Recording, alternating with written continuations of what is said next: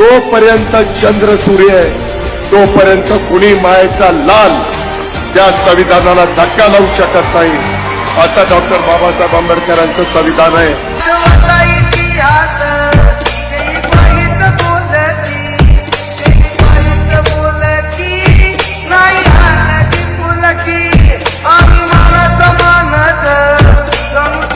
जोपर्यंत चंद्र सूर्य आहे तोपर्यंत कुणी मायेचा लाल त्या संविधानाला धक्का लावू शकत नाही, असं डॉक्टर बाबासाहेब आंबेडकरांचं संविधान आहे.